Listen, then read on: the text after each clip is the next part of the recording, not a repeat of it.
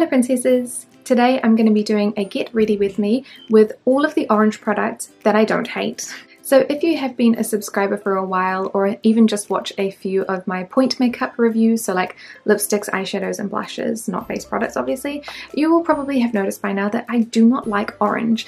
I find that the colour orange, specific oranges, do not look good on my skin tone, and I don't like the look of them a lot of the time, and that's personal preference. I don't think that orange looks bad on everybody. In fact, there are tons of beautiful makeup looks that include orange that I personally really like, but know that they wouldn't look good on me, or just I wouldn't like how they looked on me. I think most oranges that have a very prominent yellow tone are the ones that I dislike the most. My skin is pretty yellow as it is. If I tanned more, I turn into like more of an olive toned colour, so I guess that's more green. But I just find that oranges make me look sickly. Same with like bright limey greens, but I can still do a foresty green, so I don't hate all greens, but I specifically don't like a lime green. Or buttercup yellow. Like if I try to wear that as a colour, I would look like I got jaundice. But you don't normally see like lipsticks and those kind of colours, so I haven't really expressed those opinions much on the internet, but you guys would have seen me thoroughly disliking oranges for ages because they just do not look good. However, there are some oranges that I do like, so like the persimmons, the peaches, corals, all of those are technically within the orange family, but they all include a bit more pink generally. So the pinker oranges I really like, and I do have a few favourites that are on the more pink orange range, and so you'll see the look at the moment is definitely more in that sort of aspect, that space. It's the more yellow oranges that I do not do well with. So I thought it'd be an interesting challenge to see if I could do a really pretty get ready with me with the oranges that I do like. So if you would like to see how I achieved this look, then please just keep watching. Okay, so for base I'm going to be using the Laneige BB Control Pore Cushion in number 11.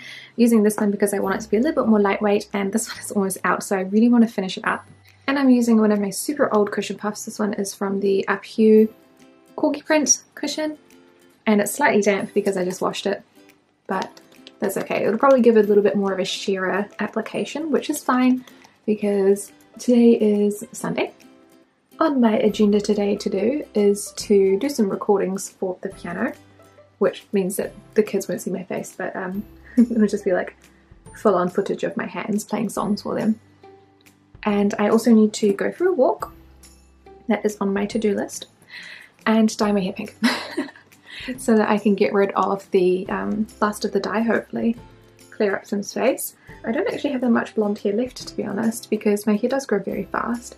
I was looking at footage of me talking about my hair from 2019, I think, when I got it cut. Was it 2019? No, I think it was 2018 when I had had it cut from like right down to where my butt was to mid-back, so that's the height that I try and keep it at the moment, because to be honest the long hair like right down to your butt does become a bit frustrating. And then some footage of I think 2019 where I was talking about how I do grow my hair, because I had a commenter asking about like tips on how to grow your hair, and I was like, wow, I've got like videos about that, so I went back and watched them, which was interesting.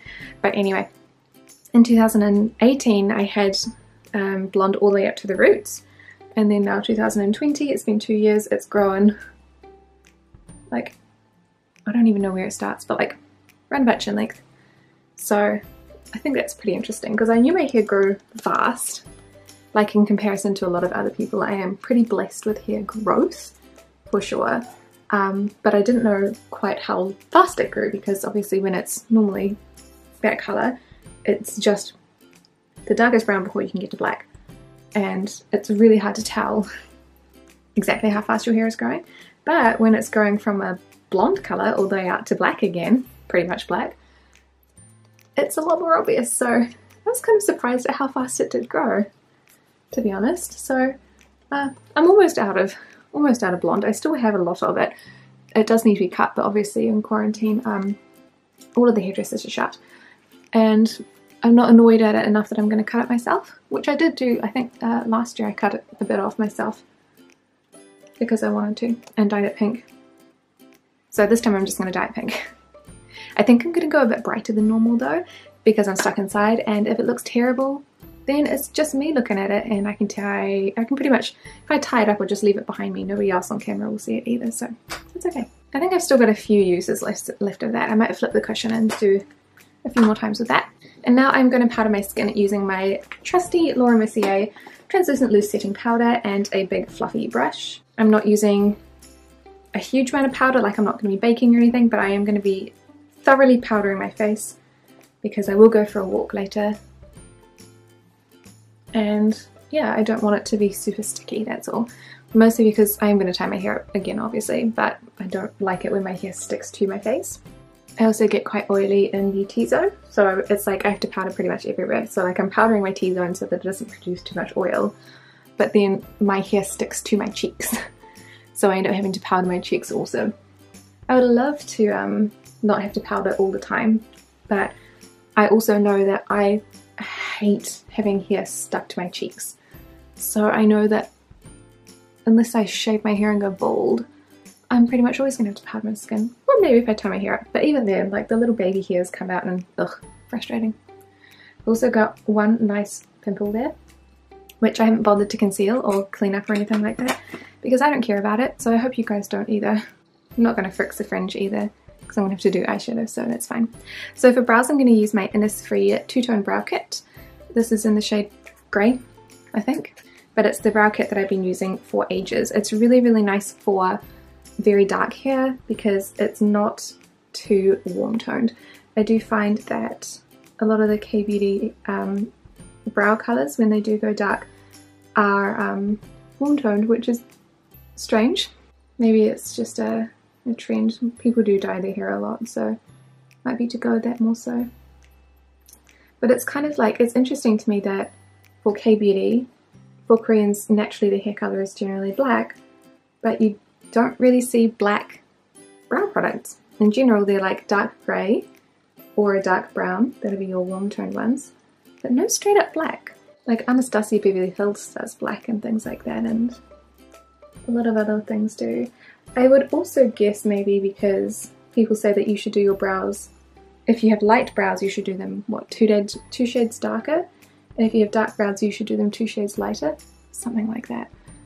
But that's like, I'm thinking of like beauty guru advice from like 2008, 2009 maybe? Does anybody actually still pay attention to those sorts of like rules and things like that? I don't think so. I mean, people out here with like purple eyebrows, I feel like we kind of let the rules go quite a long time ago. So here are my lovely brows. I actually just groomed them today, so they're looking nicer than they normally would, which is nice. So I only found one peachy kind of eyeshadow in my collection that I did actually keep and like, which is from Too Cool for School. It's one of the Art Class Nuage Eye and Cheek Blurring Cheek and Eye colours. This one is in the shade Cottony Peach. So what I'm going to do is I'm going to start out with that one all over the lid, and I'm going to use my fingers to blend it. I'm going to take it kind of more up into the crease as well, but also all over the lid just as a nice base. Normally with this one I just kind of use it by itself, like I don't use it with any other products. But today I'm going to be using some of the eyeshadow palettes that I have in my giveaway collection. As in, I'm not doing a giveaway for you guys collection, but I'm giving them away in New Zealand or selling them, or whatever happens. So for context, obviously at the moment it's quarantine, so I can't send anything anyway, but in New Zealand you can't really donate anything that has been opened or lightly used, so for cosmetics for example. So even if I use a product a few times, there is nowhere that I can actually take it to donate it. So it has to be like, if you want to donate cosmetics, we do have places that you can donate cosmetics, but they have to be brand new, unused. So there's nowhere for me to actually give away the products that I have. I know that there are a lot of people who would really like to have them outside of New Zealand, but unfortunately the postage charge is very high to ship things out of New Zealand, and so it's not really practical for me to either sell or give away a bunch of products, because it's going to cost either me or whoever is buying them ridiculous amounts of money to actually ship them, and for the most part most of these things are still you know, you're still able to buy them from regular retailers who can ship them to you for a fraction of the cost that I can ship them to you. So who in their right mind would be buying them off me from overseas?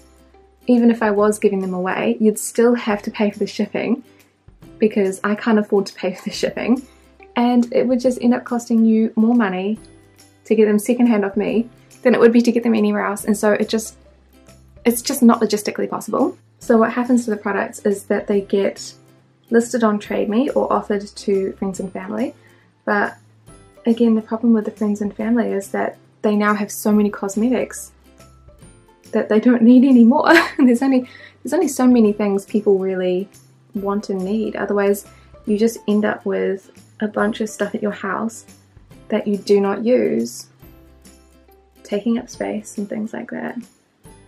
Oops, I got a little bit too far down there. So this is the beautiful peachy colour. It looks really, really lovely. It's a little bit older. The colour's gone back to normal now. The sun has come back. So it's a really nice colour. And then what I'm going to do is I'm going to find I saw one in the Etude House Play Colour Eyes palette, a sparkly kind of peachy colour. So I think I'm going to use this one here, which is like the only orangey kind of colour in the palette. It is definitely more orange than it is anything else. And I'm just going to keep using my fingers, I guess. So I'm going to plonk, oh, that's quite pretty actually, some of this glitter onto the eyelid. I'm going to blend it in. I'm going to put something darker in the outer corner as well. Hopefully I can find something, but I'm going to load up that glitter first. I think I didn't get much use out of this orange colour from the palette to begin with, because it is a bit more orange than peach, but this looks quite nice nonetheless. Yeah, that actually matches in really nicely with the Too Cool for School. I didn't bring anything to wipe my fingers on, so I'm just having to wipe it on the back of my hand. And then I'm going to use a flat shader brush to pick up some of that and put it around the front part of my eye. Oh my gosh, what do you call it? The inner corner. Why did that take me so long to think of? Alright, there's a lot more orange on here than seems to be showing up on camera, but whatever. So then I've got a few palettes to choose from for a brown to go in the outer corner. So I've got these four. I'm thinking it probably, this brown here is going to look the nicest because it's the most warm toned. It is a bit shimmery, which I don't particularly like, but I think the only other equivalent is this one in here. How do those look next to each other?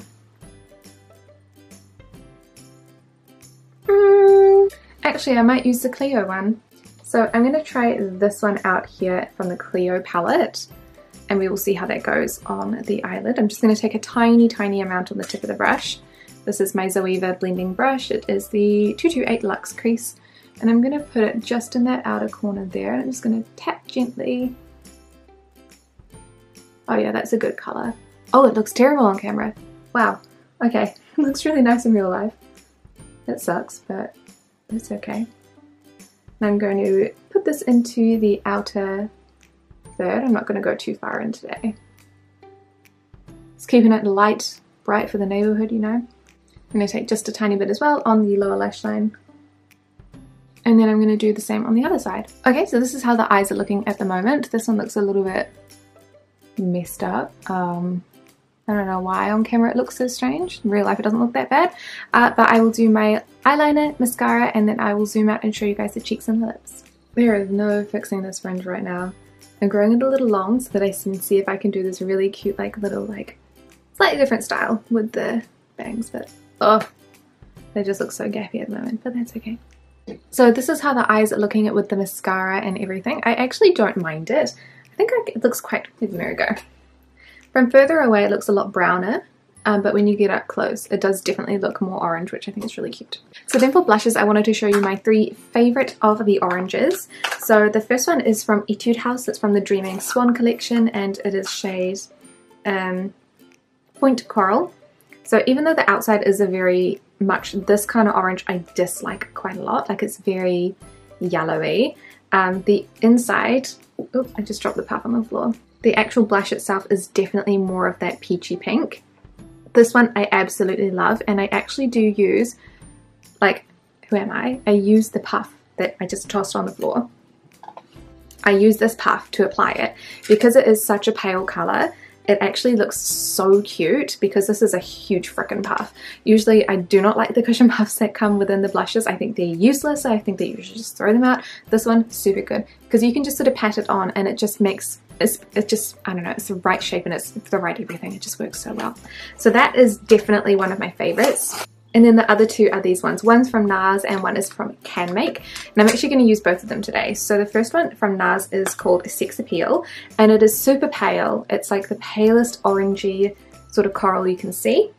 And then the one from CanMake, this is number 3, which I think is called maybe like marmalade something. It's got a nice mixture of corals. It's got predominantly the 2 lighter orange ones here, but then it's got the pink rosette in the middle and that little bright orange one in the corner. Also the white, which is a bit more of a highlight, so you can mix and match to get your preferred sort of pigmentation.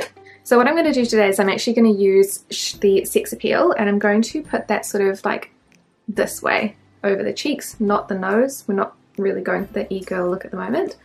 So I'm just adding a bunch of colour like that to the cheeks, and it's super light. This is like my favorite blush to use on like a day-to-day basis. It just looks the most natural on me, I think. So like I think that the pinks, because I have yellow toned skin anyway, I think the pinks do not look that natural on me, but this does. So I actually get it like right up into this part as well, which you wouldn't normally do, but it does look really pretty and natural. It's just sort of like a very broad dusting of the colour. Weird? Probably. More e-girl-esque? Probably, but it's something that I do quite often. And so that gives my skin a little bit more life, but it doesn't look like a blush. And then what I'm going to do as well is I'm going to take some of the CanMake and I'm just going to put that in the center where the blush normally would go. So I'm just darkening it up a little bit so that gives it a bit more depth and it doesn't look too intense or too much like blush. I just find that both of these work so well together. They're very complementary, which is really nice. And I just get a really cute, fresh look. And then for my favourite orange lipsticks, I picked out 4 of them. 2 of them are more like glosses. So I've got my favourite. This is the Innisfree My Lip Balm Wedding Peach Tea. This is a tinted balm. I love this one. I wear it so much. And then I also have an old school favourite, which is the Tony Moly Petite Bunny Gloss Bar. This one is in number, I can't remember. It's, you just have to look at the faces. So that's the face of this one, but it's just like a very natural, almost slightly darker peach. This one isn't as glossy, so if I want something that's not quite as glossy as the balm, then I will use that. Then we have the Face Shop Ink Gelato. This is number 8, which is black tea with milk.